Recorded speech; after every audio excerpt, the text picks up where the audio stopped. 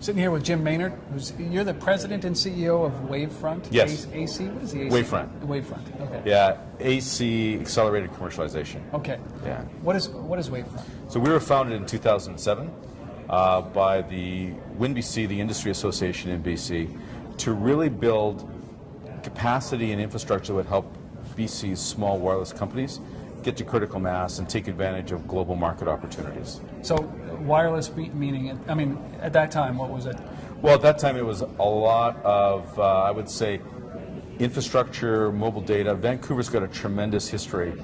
Going back to the original FedEx terminal, that came out of technology in Vancouver. So we've got some history, PMC Sierra in the semiconductor business, so some strong leadership in today's Sierra Wireless, which is now the world leader in machine-to-machine. But around that's a whole ecosystem of really talented engineers and small companies trying to make their way into the wireless space. Well, how would you classify a small company, though? Like, you know, 15 to 25 people, $1 million to $2 million in revenue, really trying to get to traction in the global marketplace. Okay, so, and wireless back then, I mean, was more infrastructure, more Yes. Bigger plays, right? So Yes. Right now, all of a sudden, it's shrunk, right? Because wireless now, in the mobility space, it's much smaller. Well, it's different. I think that what we've seen, and wireless has broken all the rules of business physics. I mean, there's rules of engineering physics. Yep. There's rules of business physics, and wireless has broken all those rules. Sure. Well, explain that. Well, I think it's interesting because it's swept the whole world in 25 years. It's the fastest wave of technology to ever sweep the planet. The uptake is faster in the developing world than the developed world. Yep. And the really interesting thing is that in most technology waves we've seen in the past, it's been strategic business adoption, then mainstream business adoption, then it gets to consumers, and then it gets to the people that can't program their VCRs. So, but what's happened is that wireless has completely turned that on the ear because, it's had tremendous uptake in developing worlds, and it's had a huge economic impact. Just the thing of being able to get access to the price of rice on your SMS message as you go to market has changed the way people have done business. Deciding which way to go, left or right? It's changed banking. And here in North America, the whole adoption of consumer media and entertainment as a head of business, I think has really changed the rules. And in some ways it's lulled us into thinking it's all about iPhones and Android, when what we've really seen is that business has, beyond voice and mail, they have not really taken wireless into the way they've changed their business. No, they haven't. And so what we're really working with companies is helping companies in the digital media space to converge, but also getting companies to think about the opportunities that are coming in behind in business and in the machine-to-machine space. I mean, Ericsson has forecasted by the year 2020 there'll be 50 billion connected devices. Yeah, that's going to profoundly change the way we do things. Well, wireless to me used to mean the biggest revolution 5 years ago was a company that I saw that was actually building an ability to pay for a pop drink from a machine, a vending machine, right onto my wireless bill. Yeah. Right? We've come so far very quickly because that, well, revolutionary for the time. I'm still waiting for that to happen. Right? We've gone over that, and now we're talking about business transformation. Yes. Like, that's incredible. It's going to be amazing. And it's going to change. And the thing is, it's not just about business. It's going to change the way we live. It's going to change the way we age. It's going to change the way we educate, the way we deliver government services. All those things, not only just cost savings, but dramatically transformative. And so part of what Wavefront's about is helping young entrepreneurs catch the vision of more than just apps in the App Store and really look at some of the really significant economic opportunities there, not just to build great products, but to build great companies. Because I think it's interesting, Canada's had a history in telecom and broadband. I mean, leadership at BNR, and then Nortel, RIM. So we've seen these waves, sort of successive waves, and what's happening now in this application space, this is really the play of the small to medium business. It is. And that's what Canada really is all about. So how do we get people thinking big about stepping up and taking advantage of the opportunities? Because the opportunities are not Canada, the opportunities are the world. I mean, we joke in the office about global domination and world domination, but how do we get Canada continue to be on the map? And that's it. So where where does Canada stand from a wireless, not plumbing, because we're well known for handsets from Nortel. You know, everybody tells the story about how they're in the furthest regions of the world, and people say, I'm from Ottawa, right? So people say, you know, Canada or Ottawa, what's there? And then you pick up the phone and you say, well, hey, look, you know, Nortel built this, and it's, you know, based out of Ottawa. Yeah. At least it was. What's next in that next layer? Well, so how do we compete? So I think the first thing is we have to look at what's happening abroad rather than happening at home. Yeah. And I think we have to take advantage of some interesting partnerships and platforms that are in place. I mean, I think that CR Wireless may in fact be the next platform. It's now, with the acquisition of Wavecom, it's now the world's largest machine-to-machine provider of services. And they are looking to make a significant play, in fact, in partnership with us, to really awaken Canada's small to medium business about the opportunities that are there. Yeah.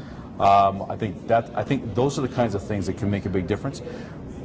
I think in the past where we've missed it is, maybe not missed it, but I think we've less than optimal. Is that we tend to look in Canada first as places to build applications, and we don't realize that in many of the places, like in SMS and WAP, we're probably 5 years behind what's happening, certainly in Europe, much more than that in Japan.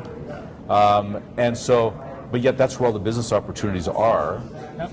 You know, India added more subscribers in the first quarter of this year than there are mobile subscribers in Canada.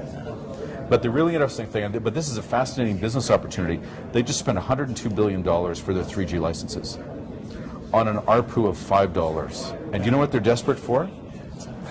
They're desperate for English-based smartphone applications to go into their upper, middle, and upper classes.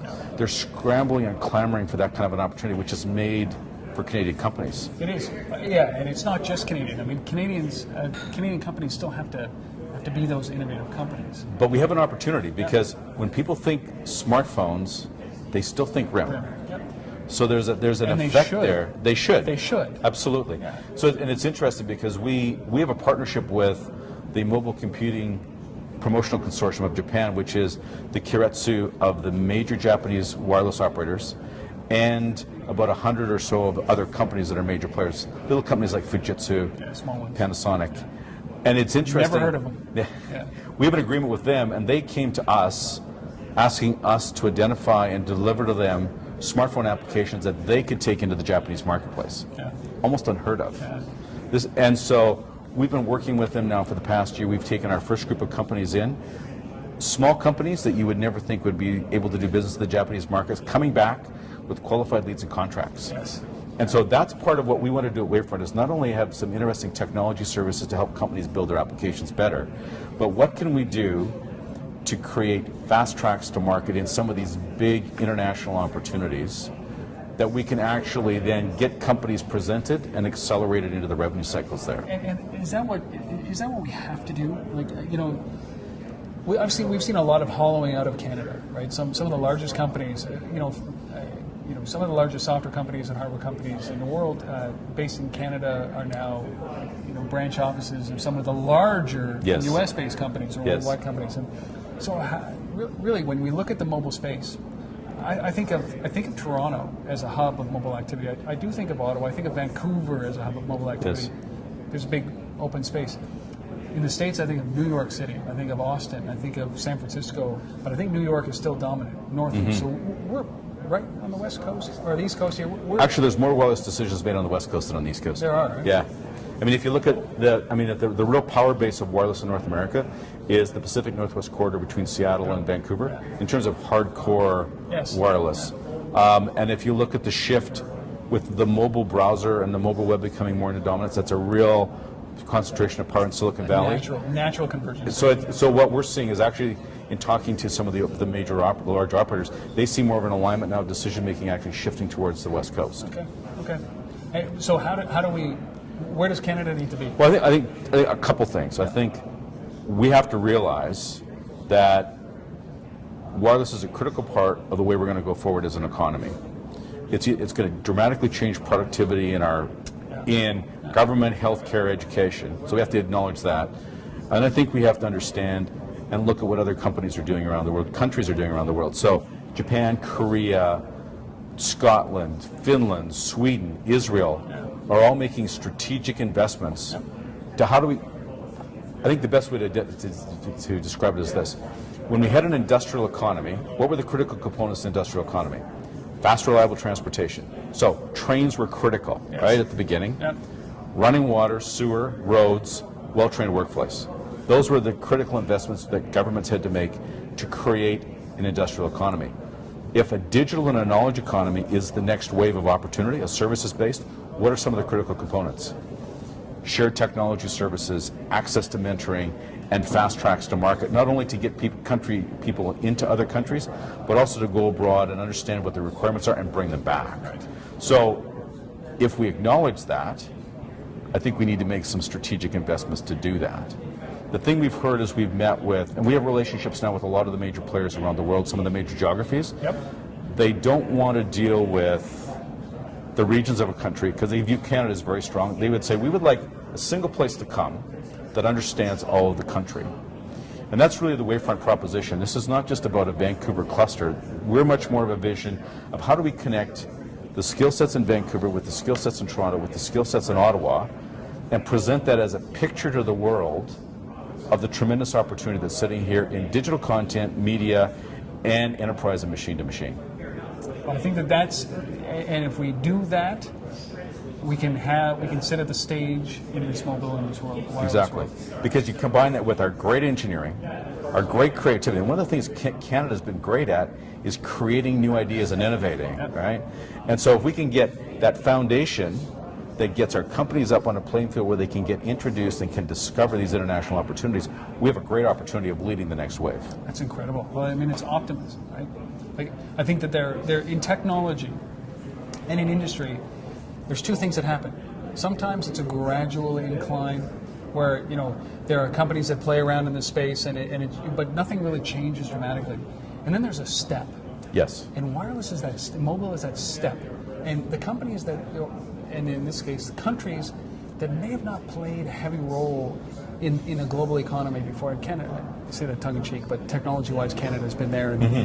But there's an opportunity with this step for Canada to just absolutely embrace this technology and be the world leader. And with a couple of key investments, we can get a force multiplier effect to really jump above a lot of the noise.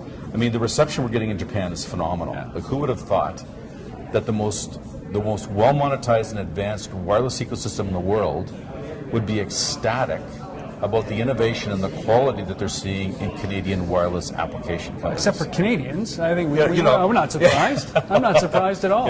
And if I can put a plug in for Wavefront, on the 8th of October, we're opening our Orange Partner Developer Center.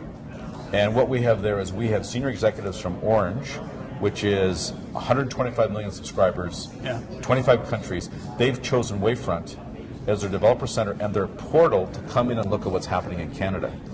So if you're a Canadian company in the mobile space and you're interested in business in Europe, go to www.wavefrontac.com, sign up for the community, and get involved in what we're doing. Well, that's a good way to end it, Jim. I mean, do it. Push whatever it needs. And the whole thing is that, together as a country, we can do more. Yeah. It's good. Good. Jim? Great. Thank you so much. It's a pleasure. I really appreciate it. Okay. Thank you.